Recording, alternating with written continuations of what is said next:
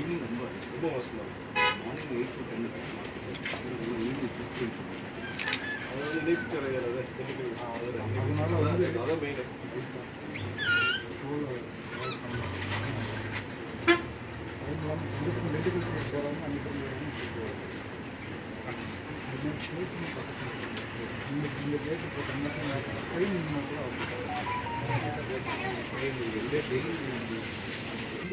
ஸ்பீடாக பண்ணணும், இமீடியட்டாக அதை பண்ணணும்னு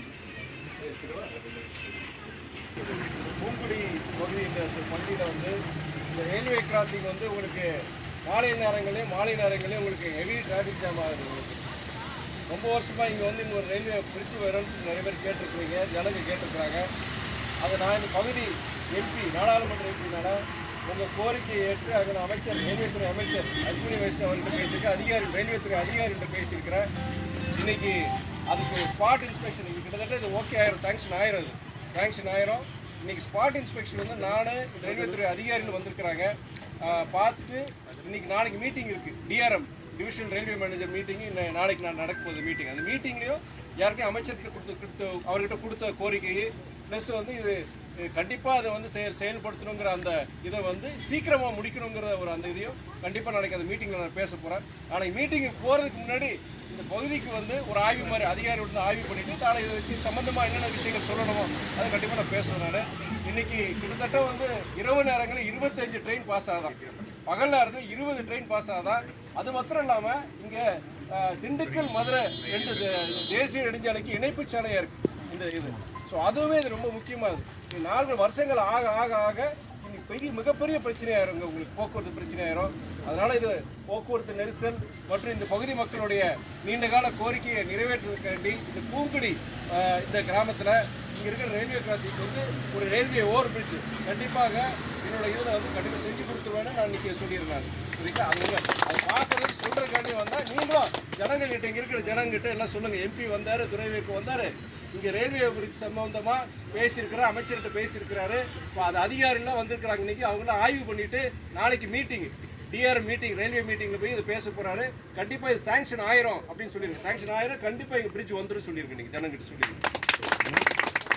காலையில் ஒரு ட்ரெயின் நிற்குங்க, சாயந்தரம் அதை நிப்பாட்டிட்டாங்க கொரோனாவில். அதாவது இந்த நீங்கள் சொல்கிற தம்பி நீங்கள் சொல்கிறீங்க இல்லையா, இது வந்து நம்ம பூங்குடி ரயில்வே ஸ்டேஷன் மாத்திரம் கிடையாது, தமிழ்நாடு இந்தியா ஃபுல்லாக நிறைய ரயில்வே ஸ்டேஷன் வந்து இப்போ வந்து ஸ்டாப்பேஜஸ் குறைச்சிட்டாங்க. இந்த மாதிரி எம்பிஸ் வந்து அங்கே நாடாளுமன்றத்தில் அங்கே கேள்வி கேட்டோம். கொரோனா காலம் கொரோனாக்கு முன்னாடியே ஒரு 6 மாதம் முன்னாடியே வந்து நிப்பாட்டிட்டாங்க. இதனால் வந்து மக்கள் அவதிப்படுறாங்க, குறிப்பாக பள்ளி ஸ்கூலு வேலைக்கு போகிறவங்க சங்கடப்படுறாங்க, ரொம்ப தூரம் தள்ளி போய் ஸ்டேஷன் போக வேண்டியது இருக்குது அப்படின்னு சொல்லி நாமத்திரங்களே நிறைய எம்பிஸ் வச்சு பேசினாங்க. அமைச்சர் அதுக்கு பதில் சொல்லும் போது ரயில்வே துறை அமைச்சர் ஒன்றிய அமைச்சர் அவர் சொல்லும் போது என்ன சொன்னார்னா, நாங்கள் ஐஐடி அவங்களுடைய சில ஐஐடி இந்த மூலியமாக நாங்கள் ஆய்வுகள் பண்ணியிருக்கிறோம். நாங்கள் அந்த ஆய்வுகள் பண்ணும்போது மெயின்டெனன்ஸுக்கு ட்ராக் மெயின்டெனன்ஸுக்கு வந்து எங்களுக்கு குறைஞ்சபட்சம் 4 மணி நேரம் எங்களுக்கு வேணும்.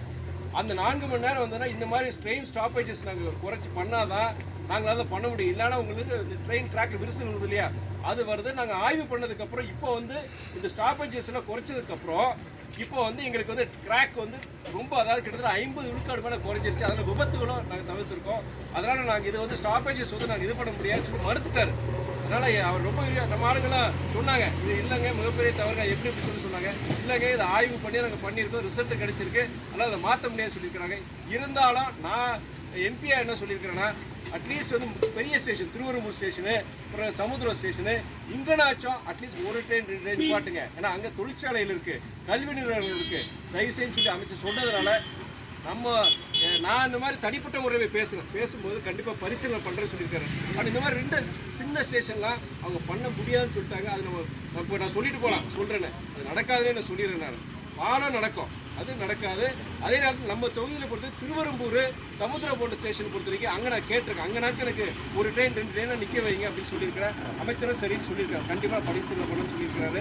இது மாத்திரம் இல்லாமல் நான் ஒரு நாடாளுமன்ற உறுப்பினராக நான் செய்ய வேண்டிய வேலைகள் என்னென்ன, இந்த மாதிரி ரயில்வே துறை சம்பந்தமானது, தேசிய நெடுஞ்சாலைத்துறை சம்பந்தமானது, அதே நேரத்தில் வந்து ஏர்போர்ட் சம்பந்தமானது, இது இல்லாமல் கொள்கை ரீதியாக பாலிசி மேட்டர்ஸ் இது வந்து நான் நாடாளுமன்றத்தில் பேசுகிறேன், நீங்களே பார்த்துருப்பீங்க, நிறைய விஷயங்களை பேசியிருக்கிறேன் நான்.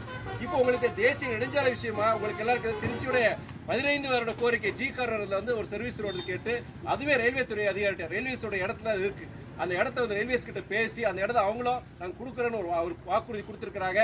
இன்ஸ்பெக்ஷன் பண்ணிட்டு இதே மாதிரி இன்ஸ்பெக்ஷன் பண்ணிட்டு டிபிஆர் டீட்டெயில் ப்ராஜெக்ட் ரிப்போர்ட் சொல்லுவாங்க, அதுவுமே பண்ணி இப்போ 2 மாதத்தில் கொடுத்துருவாங்க. கொடுத்தா டெண்டர் விட்டுருவாங்க, அதுவுமே நான் பண்ணி கொடுத்துருக்குறேன். லோக்கல் சின்ன சின்ன பிரச்சனை, தண்ணி பிரச்சனை, இது அது வந்து எம்பினால செய்ய முடியாது.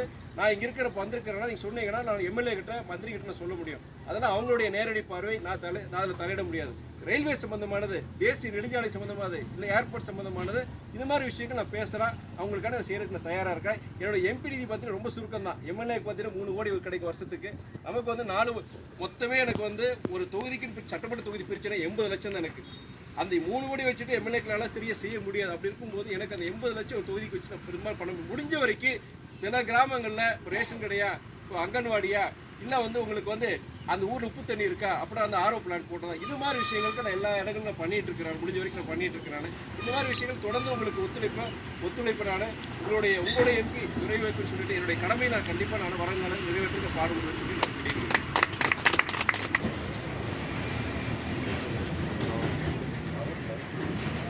ஐ மாஸ்